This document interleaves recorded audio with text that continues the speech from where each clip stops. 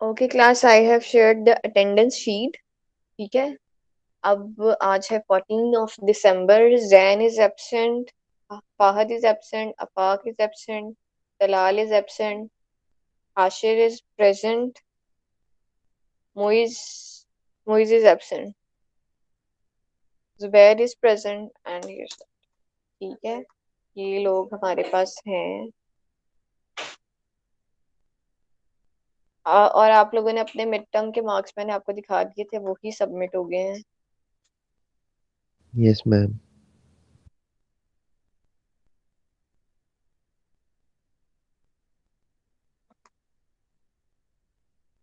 Okay,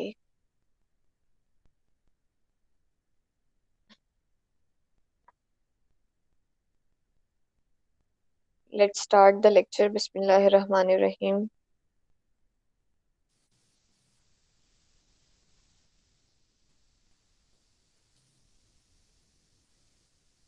Okay, ji, this lecture is about a little bit about the numerical part, and this will be about the fixtures and their efficiencies. So let's start with the fixture efficiency. There are two ways to look at a light fixtures or luminaries efficiency. जो light fixtures होते हैं उनको हम luminaries भी कहते हैं, और उसकी अगर हमने एफिशिएंसी को देखना है तो there are two important points जिनको हमने कंसीडर करना होता है। One indicates how well the lighting system transforms electrical input into useful light output. मतलब जो हमारा इलेक्ट्रिकल सिस्टम है वो कितने अच्छे से इलेक्ट्रिकल लाइट को लाइटिंग में, सॉरी, इलेक्ट्रिसिटी को लाइट में ट्रांसफर करता है। तो जितना वो अच्छा ट्रांसफर करेगा या ट्रांसफॉर्म करेगा उतना वो एफिशिएंट होगा या उतनी फिक्सचर की एफिशिएंसी ज्यादा होगी। The other indicates how well the fixture itself transmits light from the lamp to the work plane। अच्छा, फिक्सचर क्या होता है? जो हम लोगों ने जहाँ पे लाइट लगानी होती है या कोई फैन लगाने तो हम पॉइंट लगाते हैं, उन पॉइंट्स को बेसिकली हम कहते हैं फिक्सचर। एक चीज ये है कि हमारा जो इलेक्ट्रिकल या लाइटिंग सिस्टम है वो इलेक्ट्रिसिटी को लाइट में कितना एफिशिएंटली ट्रांसफॉर्म करे, और दूसरी चीज ये है कि हमारा जो फिक्सचर है वो लैंप से वर्क प्लेन जहाँ हम काम कर रहे होते हैं या जहाँ हमें लाइट चाहिए होती है, that is our work plane. तो हमारा जो फिक्सचर है वो कितना एफिशिएंटली लाइट को लैंप से हमारे वर्क प्लेन तक ट्रांसमिट कर रहा है। एक चीज इलेक्ट्रिसिटी को लाइट में ट्रांसफॉर्म करना, और दूसरी चीज लाइट को लैंप से वर्क प्लेन में ट्रांसमिट करना। तो our fixture efficiency is dependent upon two things. One is transformation from electricity into light, and the other is transmission from lamp to the work plane. So this is important with respect to your quiz. Then we have electrical efficiency. Lighting system require electrical input to work. So every lighting system require light to work. This input is measured in watts, a measure of required electric power. जो भी हमारी electricity utilise हो रही होती है in order to light the bulb, और उसके लिए वो जो इलेक्ट्रिसिटी है उसको हम वॉटेज में मेजर करते हैं, उसको कहते हैं वॉट्स। डब्ल्यू से हम उसको नोट करते हैं वॉट। इवन जो हमारे इलेक्ट्रिसिटी बिल कैलकुलेट हो रही होते हैं उसमें भी हम जो इलेक्ट्रिसिटी लेते हैं वो वॉटेज की, बेसिकली दिस इज पावर। तो वो हम वॉटेज की फॉर्म में लेते हैं, वॉट्स में मेजर करते हैं, और ये हमारा इनपुट होता है जो हमने इलेक्ट्रिकल एफिशिएंसी को मेजर करने के लिए जो हम इलेक्ट्रिसिटी को इनपुट करते हैं उसको हम वॉटेज में मेजर करते हैं, और जो आउटपुट आता है वो लाइट की फॉर्म में आता है, और उसको हम लक्स में या ल्यूमेंस में मेजर करते हैं।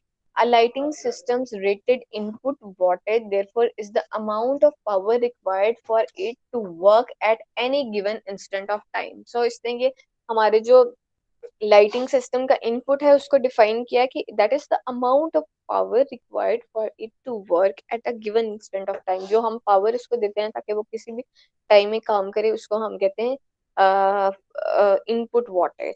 ठीक है, तो this can be part of your quiz और योर शॉर्ट क्वेश्चन के जो हमारा लाइटिंग सिस्टम है उसका इनपुट किस फॉर्म में होता है। उसके बाद a popular way of achieving a comparison of the relative efficiencies of a lighting system is to use efficiencies expressed in lumen per watt। अच्छा, एफिशिएंसी का बेसिक फॉर्मूला ये होता है कि आउटपुट डिवाइडेड बाय इनपुट होता है। ठीक है, जब हम फिक्सचर की एफिशिएंसी का बात करते हैं जिसमें हमारा लैंप होता है और वो लाइट दे रहा होता है, तो अगर हम उसकी एफिशिएंसी की बात करेंगे तो हमारा जो इनपुट होगा वो वॉटेज के फॉर्म में होगा, जो हमने पावर इनपुट की है, जो इलेक्ट्रिसिटी हम दे रहे हैं उसको उसको हम पावर की फॉर्म में इनपुट ले रहे हैं, तो हमारी इनपुट वॉटेज होगी। और जो हमारा आउटपुट होगा वो जो लाइट को, जो हम ल्यूमेंस के फॉर्म में हमारे पास लाइट आ रही है, that will be our output. So efficiency will be और efficacy will be lumen output divided by input wattage. ठीक है। सो मैं ये भी इस तरह का कोई न्यूमेरिकल भी पूछा जा सकता है आपसे पेपर में, लाइक आपका इतने वॉट का बल्ब है और इतना उससे लाइट का आउटपुट आ रहा है, तो कैलकुलेट एफिकेसी। तो आप कैसे कैलकुलेट करेंगे? जो ल्यूमेंस होंगे उनको आप डिवाइड करेंगे जो बल्ब की वॉटेज होगी। ठीक है, सुन भी रहे हैं या सोए हुए हैं? Is everyone listening me? जी मैम। ओके। ऐसे।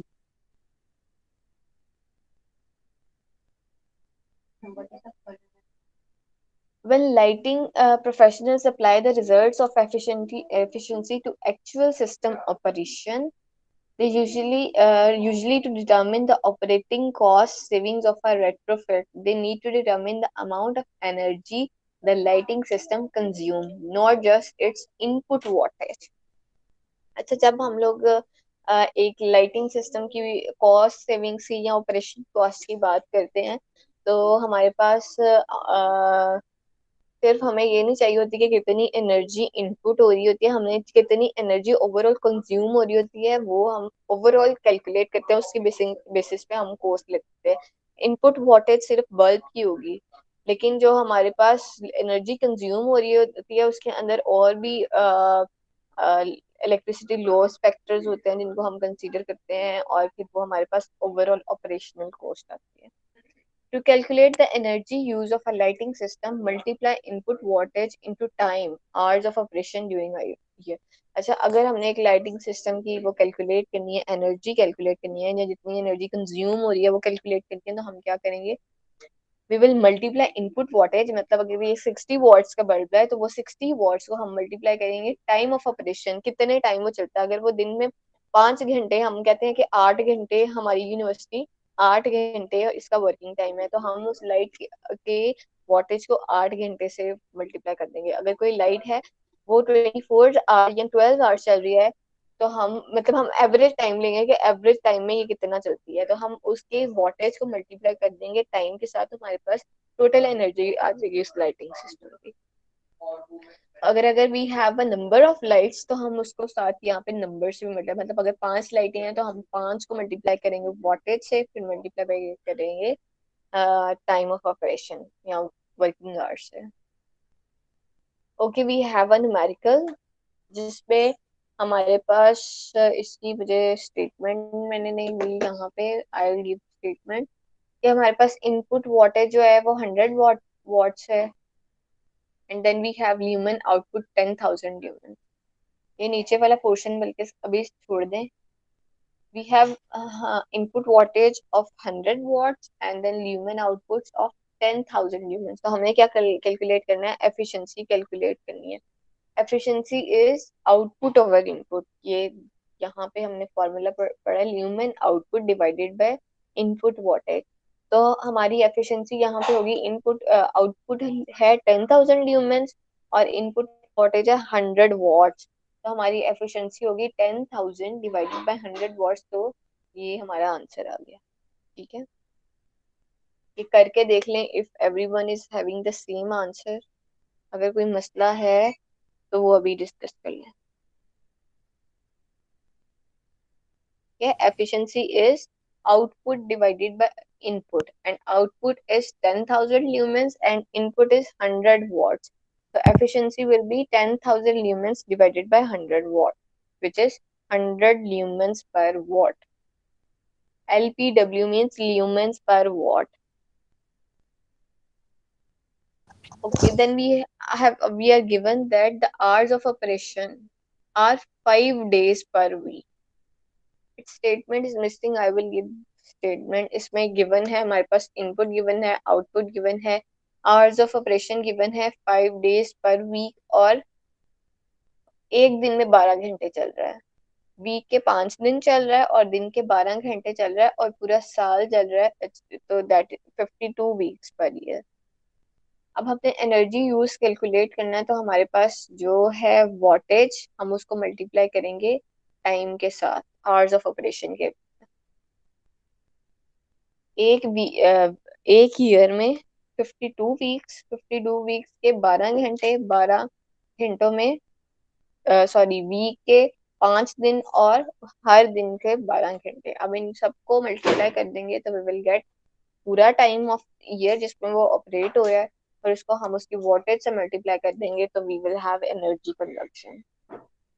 अब एनर्जी कंजम्पशन जब हम इलेक्ट्रिसिटी बिल या यूटिलिटी बिल्स कैलकुलेट करते हैं, तो वी हैव एनर्जी कंजम्पशन, या हमारी जो इलेक्ट्रिसिटी यूटिलाइज होती है वो हमारे पास किलो वाट आवर्स में होती है। तो हमने इस वॉटेज, वॉट्स आर को हमने कन्वर्ट करना है किलो वॉट आवर। जब हमने टाइम से मल्टीप्लाई कर दिया तो ये हमारा आवर्स में कन्वर्ट हो गया। जो हमारी वॉटेज थी उसको हमने टाइम के साथ मल्टीप्लाई किया तो वो वॉट्स आर हो गया।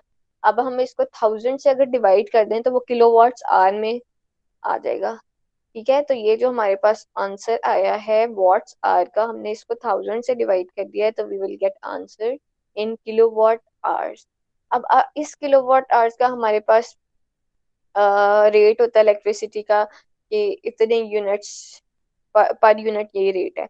अब उस रेट से अगर हम इस किलोवाट और को मल्टीप्लाई कर देंगे तो हमारे पास वो बिल आ जाएगा। We will have to calculate bill of a residential building. इसको हम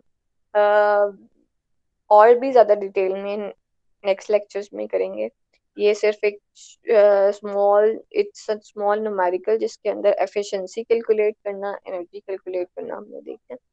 अच्छा, यूटिलिटी चार्ज पर किलोवाट आवर इज $0.075 में ये दिया हुआ है। तो अगर हम इसको, हमारा जो किलोवाट आवर्स में एनर्जी कंजम्पशन आएगी थी, इसको हम पर यूनिट चार्ज से के रेट से मल्टीप्लाई कर देंगे तो we will have total cost of the energy which is being consumed per year.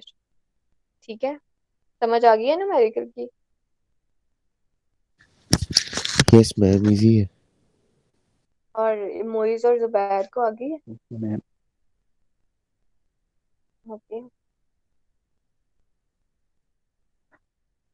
Okay, now we have 2 points जिसके अंदर बताया गया है कि लाइट फिक्सचर के जो फिजिकल कैरेक्टरिस्टिक हैं, they will affect how much light will leave the fixture, how much light will be directed at the task.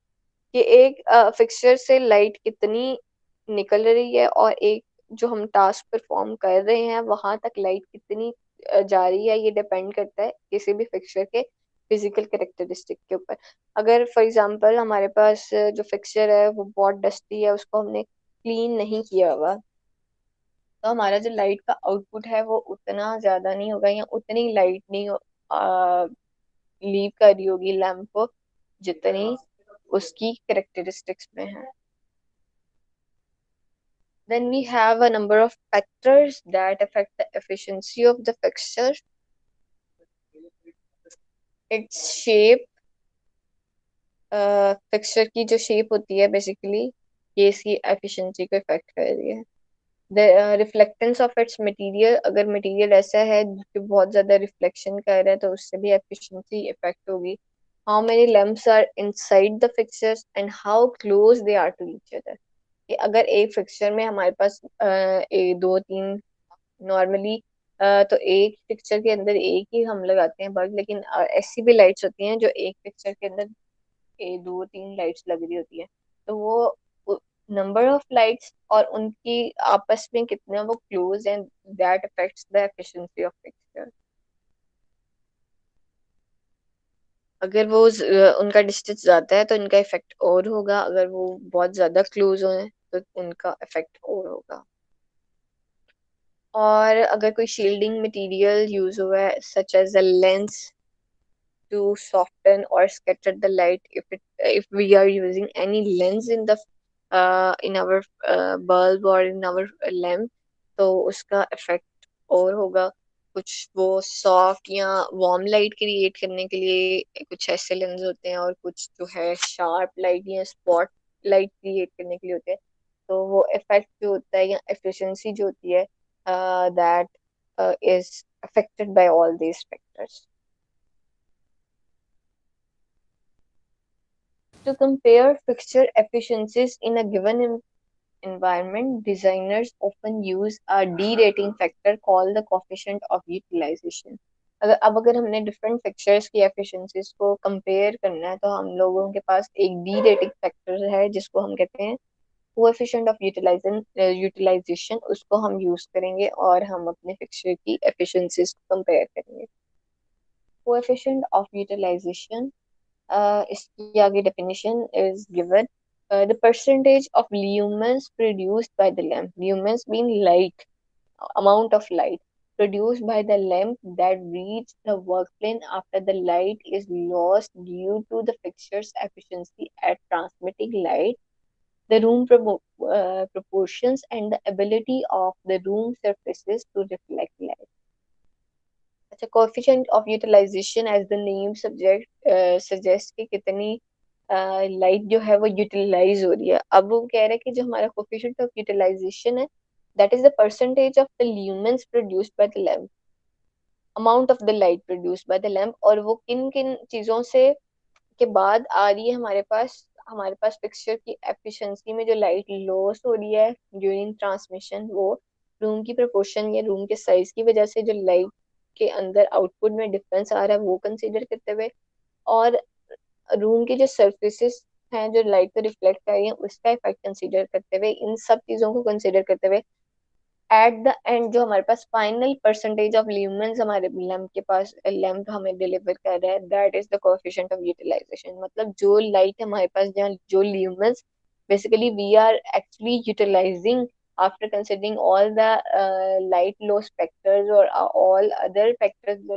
Light को हमारे पास ट्रांसमिट होने में हर्डल क्रिएट कर रहे हैं, after considering all those factors हमारे पास जो फाइनल परसेंटेज ऑफ ल्यूमेंस हमारे पास आ रही है that is our coefficient of utilization.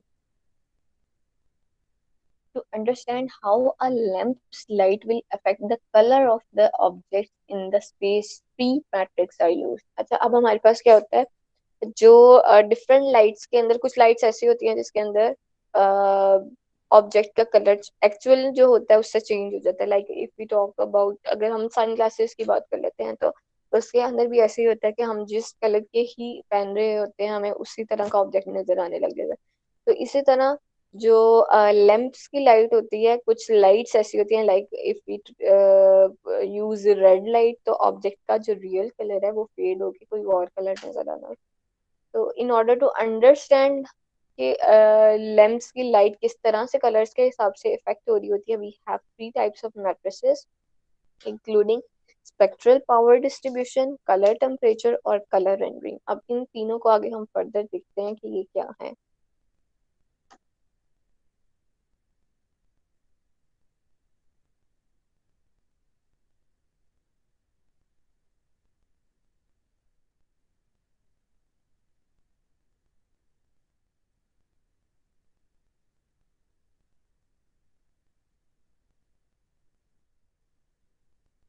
अब हमारा जो फर्स्ट वाला है matrix that is spectral power distribution. अब इसको देखते हैं क्या। Spectral power distribution shows the visible light spectrum and the wavelength composition for the light from the lamp. The spikes indicate that the light is stronger in revealing certain colors.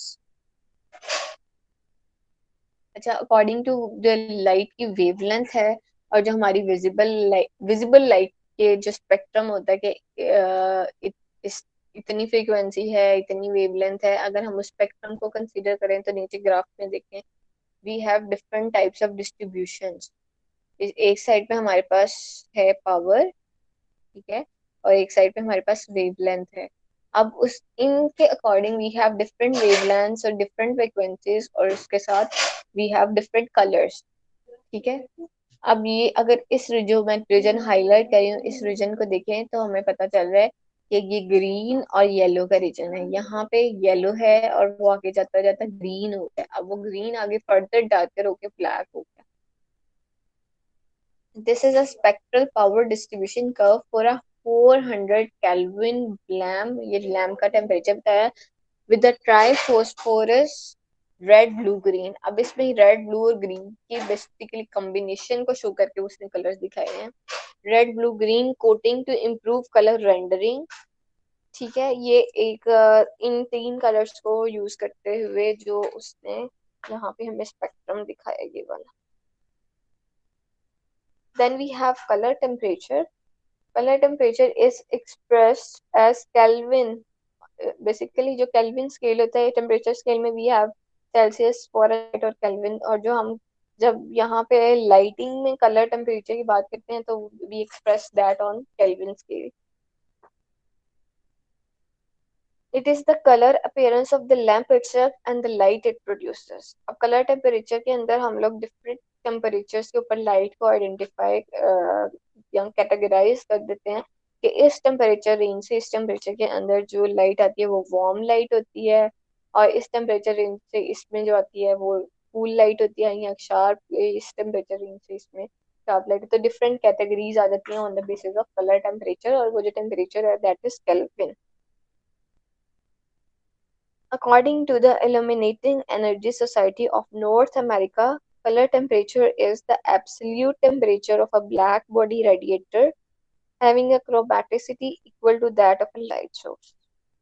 तो ये उसने उसकी definition बताई है colour temperature की कि ये जो हमारा black body radiation, if you have studied in your inter के, वो ब्लैक बॉडी होती है जो कि हीट को एब्जॉर्ब करती होती है। तो और हीट को एब्जॉर्ब करती होती है और हीट को सबसे ज्यादा वो ही लूज भी करती है।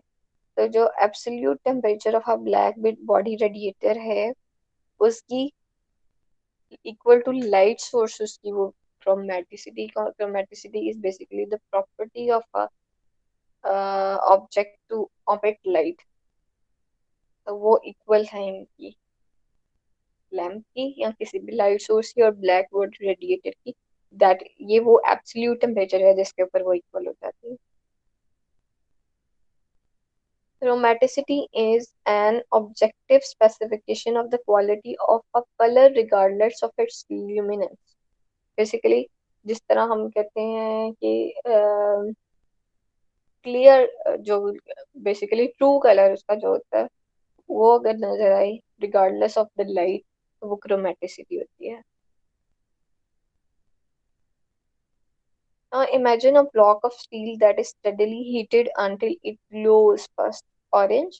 block of steel है, if it is heated, it glows first orange, then yellow, and so on until it becomes blue or bluish white.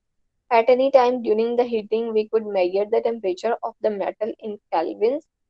Kelvin, 1 Kelvin is equal to 273 degrees centigrade, and assign that value to the color being produced, resulting is in a color temperature.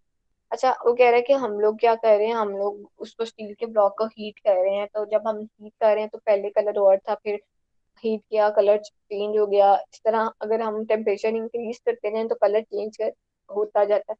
तो हर temperature पे we will have a colour. तो इस तरह हमारा वो colour, इसको हम कहते हैं colour temperature. At every temperature we have a different colour.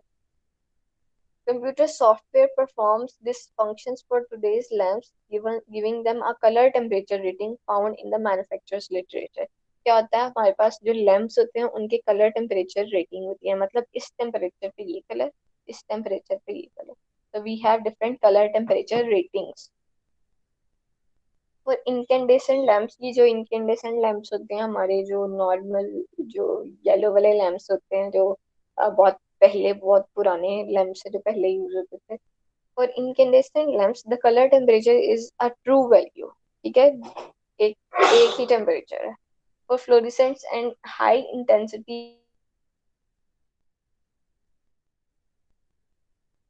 related color temperature। अच्छा, जिसमें we have a true value, एक ही कलर है उसको हम कहते हैं ट्रू। और जिसके अंदर we have approximate कि ये भी हो सकता है और ये भी हो सकता है, उसको we call correlated color temperature। सुन रहे हैं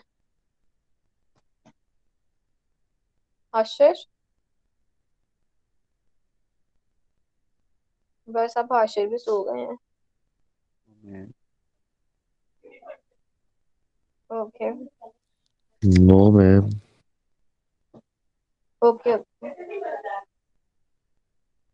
In the industry, both terms color temperature and correlated color temperature are often used interchangeably. जहाँ पे हमारे पास ट्रू कलर है वहाँ पे हम कलर टेम्परेचर यूज करते हैं, कि जहाँ पे वी हैव अप्रॉक्सीमेट वैल्यूज वहाँ पे we use correlated color temperature. The color temperature or lamps make them visually warm, neutral और cool light sources. ठीक है, हम colour on the basis of temperature हम बता देते हैं कि किस कैटेगरी में आता है, वार्म, न्यूट्रल और cool light sources. So this can be asked in your exams or quiz कि how many types of light sources we have on the basis of color temperature.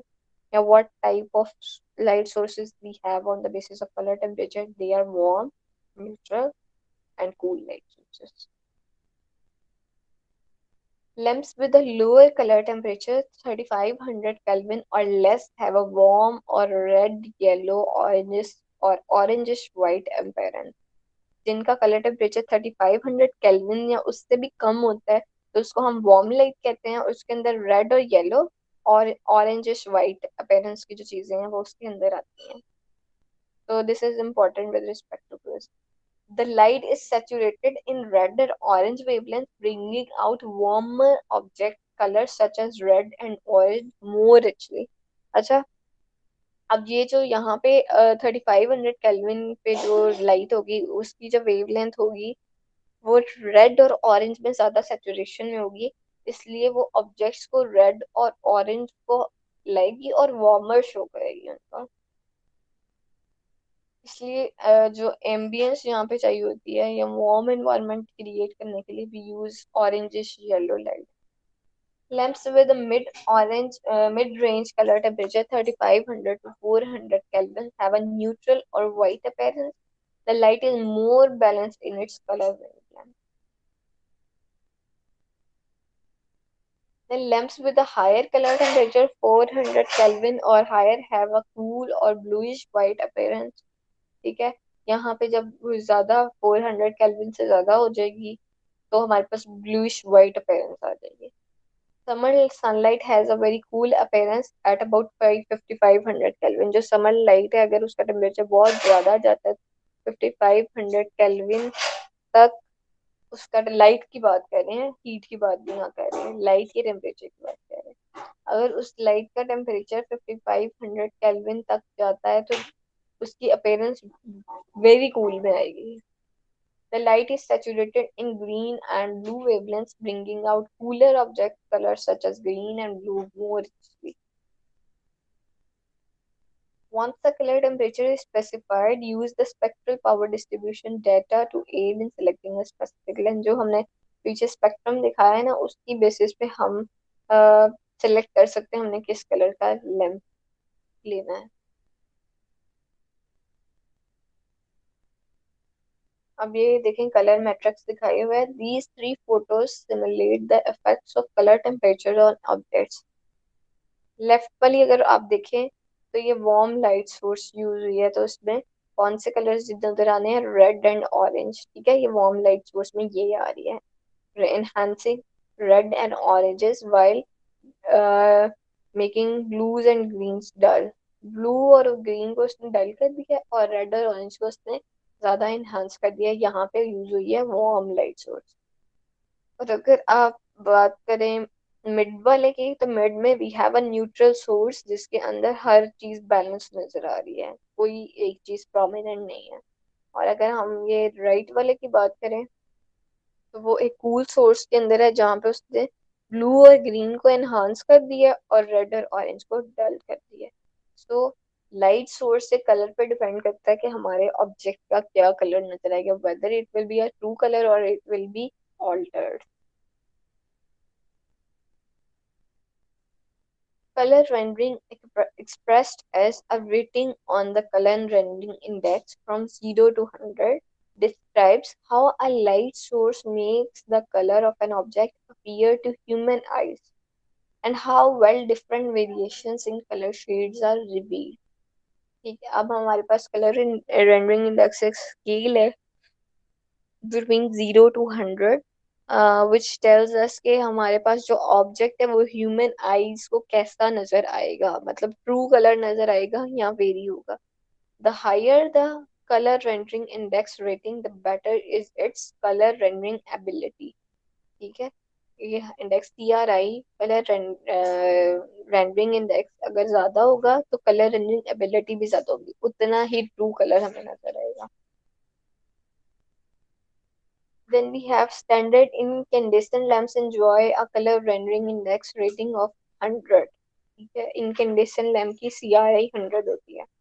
Fluorescent lamps की is between the range of 52 to 95 depending upon the lamp.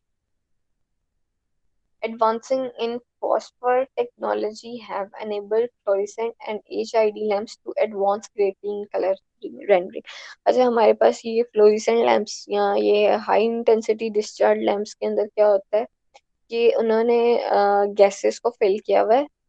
जब filament, जब हम switch को on करते हैं तो उसके अंदर जो फिलामेंट स्प्रिंग टाइप शेप होती है वो एक्साइट होती है, गैसेस को एक्साइट करती है जिसकी वजह से लाइट प्रोड्यूस होती है.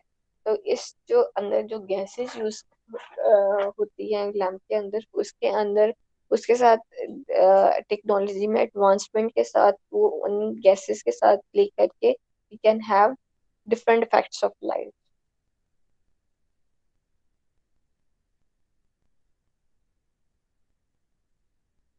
When specifying color characteristics for a lamp, numerous psychological factors must be considered depending upon the lighting goals for the space. Here are few general tips. Warm light sources are generally preferred for the home, restaurants, and retail applications to create a sense of warmth and comfort, while neutral and cool light sources are generally preferred for offices and similar applications to create a sense of alertness. ठीक है, घरों में या restaurants में हम ambience create करने के लिए वो या कंफर्ट का इफेक्ट क्रिएट करने के लिए हम क्या करते हैं, वार्म लाइट्स यूज करते हैं. रेस्टोरेंट्स में, रिटेल में हम वार्म लाइट यूज करते हैं, लेकिन जहाँ पे हमें एक्टिव रहना है लाइक इन द ऑफिसेज और इन एजुकेशनल इंस्टीट्यूट्स, वहाँ हम क्या करते हैं, हम न्यूट्रल और कूल लाइट यूज करना प्रेफर करते हैं.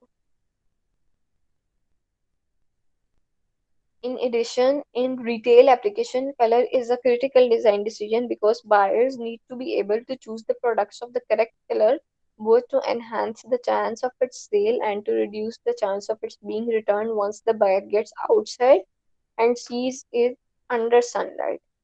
अच्छा, अब क्या होता है जब हम रिटेल की बात करते हैं तो वहां पे जो है कलर डिजाइन क्रिटिकल हो जाता है. Y?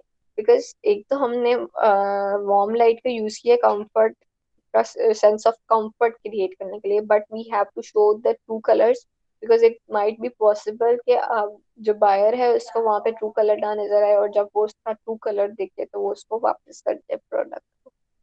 In this or any other application where the occupant needs to see the right color, good color quality is essential.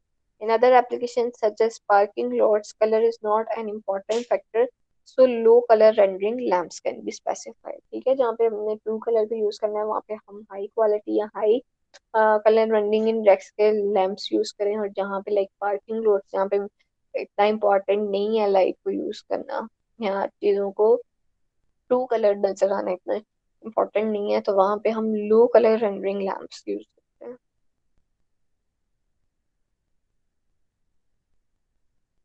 How much light is needed in a room depends upon the task being performed.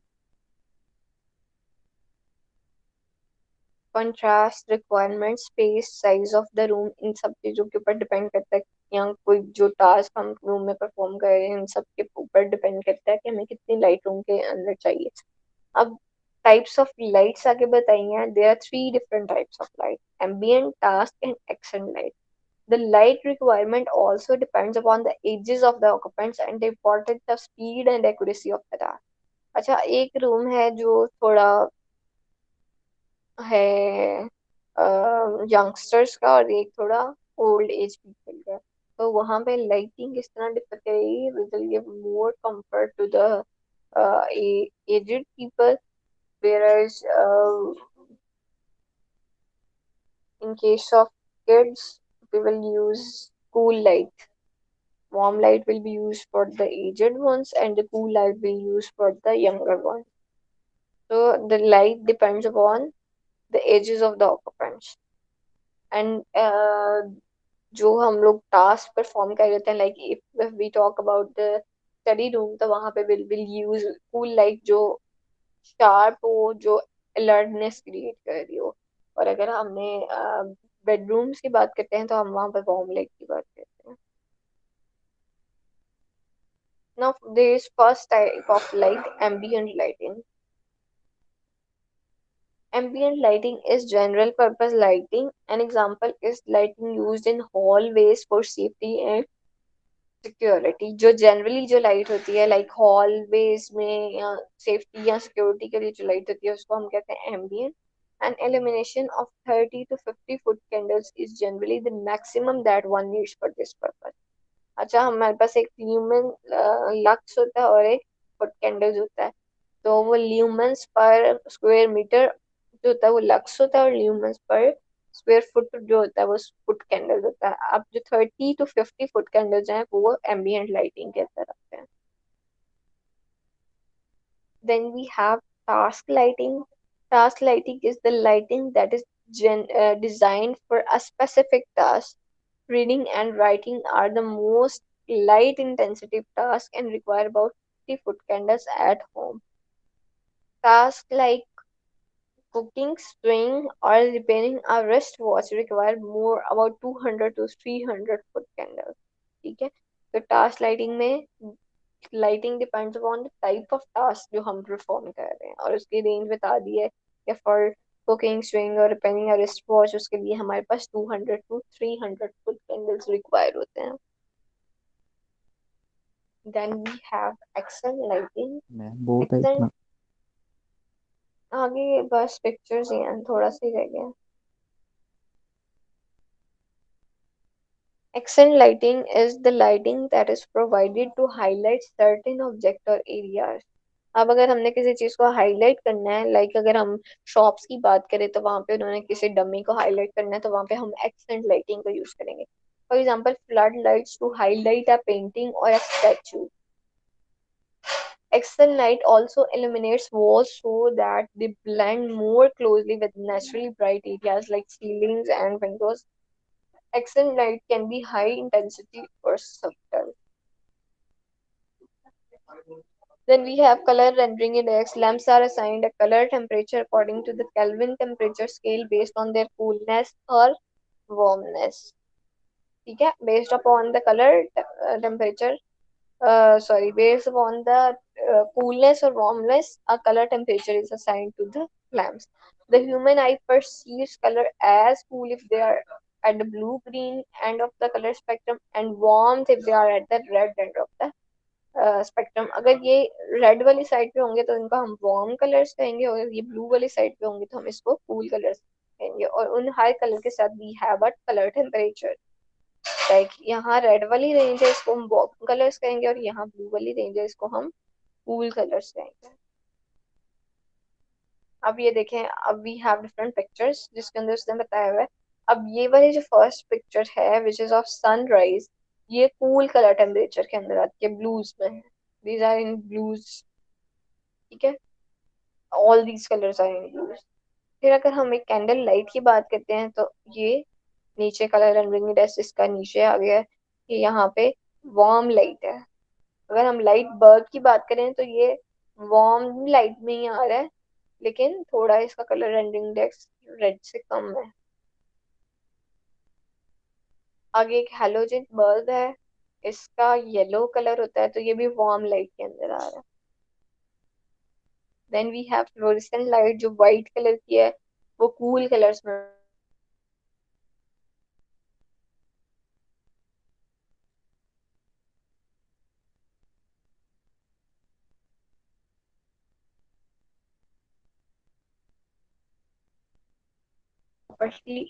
properly is another aspect of a lighting quality.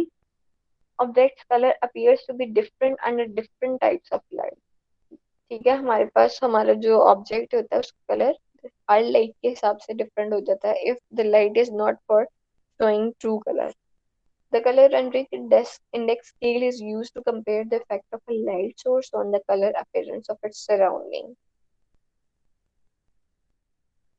A scale of 0 to 100 defines the color rendering index. A higher color rendering index means better color rendering or less color shift. Higher colour rendering index का मतलब है आपको ज्यादा true colour नजर आएगा और कम chances हैं कि वो कलर किसी और कलर में शिफ्ट हो रहा है.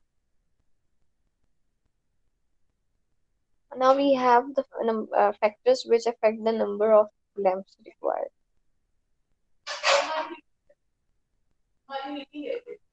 First step is or first factor is fixture efficiency. ये उसने वन को हाईलाइट कर दिया कि ये हमारा फिक्सचर है, उसकी एफिशिएंसी जो है वो एक्सपेक्ट करती है नंबर ऑफ लैंप्स रिक्वायर्ड. अगर वो इनएफिशिएंट है तो बहुत ज्यादा लैंप्स लगाने पड़ेंगे, अगर वो efficient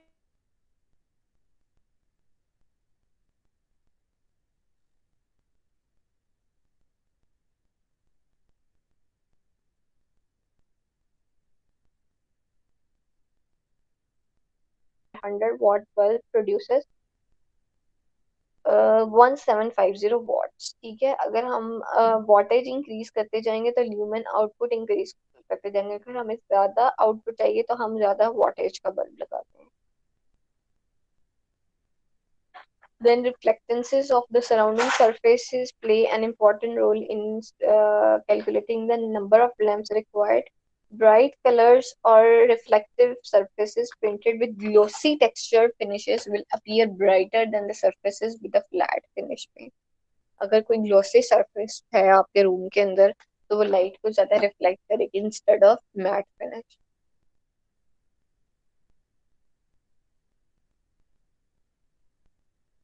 Then we have effect of light losses from lamp lumen depreciation and dirt accumulation. अगर लैम्प के ऊपर कोई डस्ट या डर्ट होती है तो उसकी वजह से भी हमारे जो लैम्प है उसका आउटपुट इफेक्ट होता है. अगर लैम्प क्लीन है तो हमारा ज्यादा एफिशिएंटली हमारी लाइट ट्रांसमिट होती है टू द वॉइस प्लेन. अगर वो नहीं है, डस्ट वहां पे एक्यूमुलेट होती जाती है, वी डोंट क्लीन दैट, तो उसका आउटपुट इफेक्ट होता है. तो you have to put more number of lamps अगर आपका आउटपुट कम हो गया.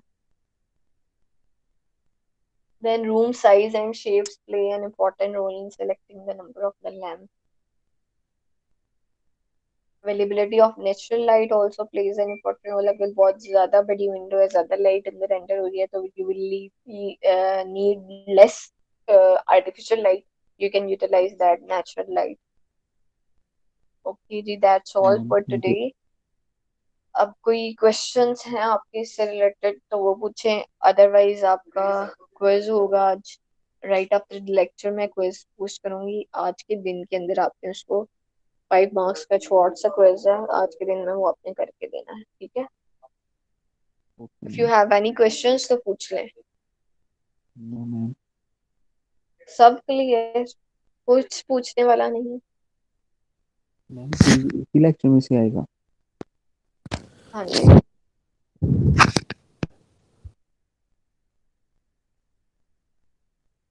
ओके जी, जो लोग बाद में आए हैं वो कौन कौन है? सिर्फ फाहद बाद में आए हैं.